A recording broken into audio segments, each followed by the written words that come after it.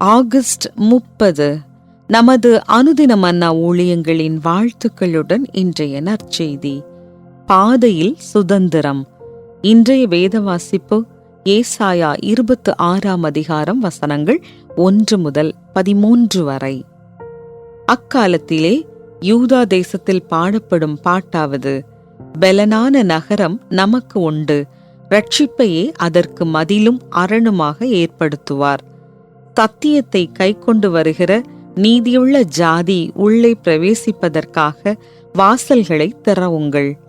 உம்மை உறுதியாய் பற்றி கொண்ட மனதையுடையவன் உம்மையே நம்பியிருக்கிறபடியால் நீர் அவனை பூரண சமாதானத்துடன் காத்துக்கொள்வீர். கர்த்தரை என்றென்றைக்கும் நம்புங்கள். கர்த்தராகிய ஏகோவா நித்திய கன்மலையாயிருக்கிறார். அவர் உயரத்திலே வாசமாயிருக்கிறவர்களையும் கீழே தள்ளுகிறார், உயர்ந்த நகரத்தையும் தாழ்த்துகிறார். அவர் தரை மட்டும் தாழ்த்தி அது மண்ணாகு மட்டும் இடிய பண்ணுவார். கால் அதை மிதிக்கும், சிறுமையானவர்களின் காலும் எளிமையானவர்களின் அடிகளுமே அதை மிதிக்கும். நீதிமானுடைய பாதை செம்மையாயிருக்கிறது. மகா நீதிபரராகிய நீர் நீதிமானுடைய பாதையை செம்மைப்படுத்துகிறீர். கர்த்தாவே, உம்முடைய நியாய தீர்ப்புகளின் வழியிலே உமக்கு காத்திருக்கிறோம். உமது நாமமும் உம்மை நினைக்கும் நினைவும் எங்கள் ஆத்தும வாஞ்சியாயிருக்கிறது. என் ஆத்துமா இரவிலே உம்மை வாஞ்சிக்கிறது. எனக்குள் இருக்கிற என் ஆவியால் அதிகாலையிலும் உம்மை தேடுகிறேன். உம்முடைய நியாய தீர்ப்புகள் பூமியிலே நடக்கும் போது பூச்சக்கரத்து குடிகள் நீதியை கற்றுக்கொள்வார்கள். துன்மார்க்கனுக்கு தயை செய்தாலும் நீதியை கற்றுக்கொள்ளான். நீதியுள்ள தேசத்திலும் அவன் அநியாயம் செய்து கர்த்தருடைய மகத்துவத்தை கவனியாதே போகிறான். கர்த்தாவே, உமது கை ஓங்கியிருக்கிறது. அவர்கள் அதை காணாதிருக்கிறார்கள்.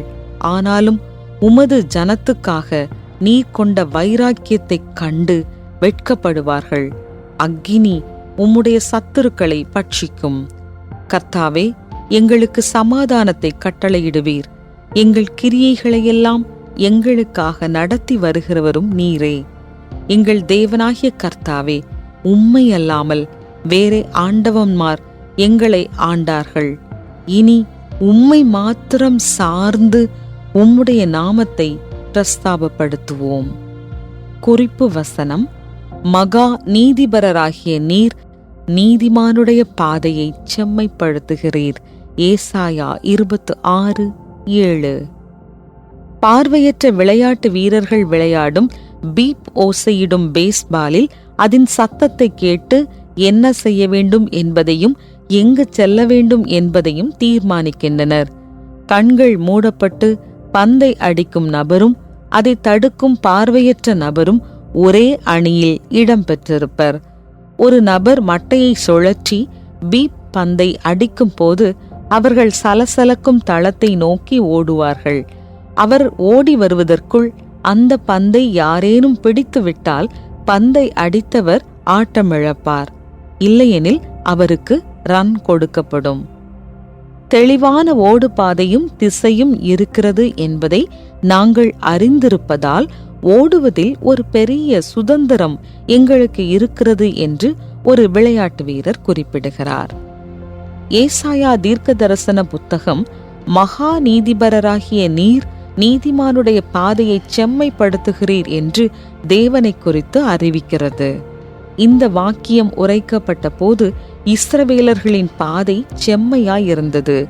ஆனால் அவர்களின் கீழ்ப்படியாமை நிமித்தம் அவர்கள் தெய்வீக நியாய தீர்ப்பை அனுபவிக்க நேரிட்டது.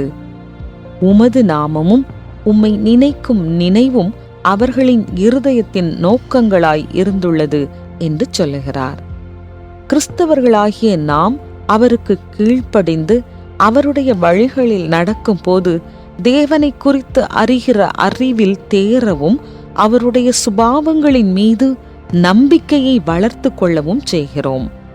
நம்முடைய வாழ்க்கை பாதையின் வழிகள் எப்போதும் செம்மையானதாய் தெரியாது. ஆனால் நாம் தேவனை நம்பும் போது தேவன் நம்மோடு நடந்து வந்து நமக்கு வழியை உண்டு பண்ணுவார். நாமும் தேவனுக்கு கீழ்ப்படிந்து சுதந்திரமாய் அவருடைய சிறந்த பாதையில் நடப்போம். கீழ்ப்படிதலின் எந்த அடியை நீங்கள் எடுத்து வைக்க வேண்டியுள்ளது? எப்போது, எப்படி அதை நீங்கள் செய்யப் போகிறீர்கள்? அன்பான தகப்பனே, உம்முடைய செம்மையான பாதையில் நான் நடக்கும் போது நான் அனுபவிக்கும் சுதந்திரத்திற்காய் நன்றி செலுத்துகிறேன். உம்முடைய வழிகளை எனக்கு தொடர்ந்து காண்பியும். ஆமென்.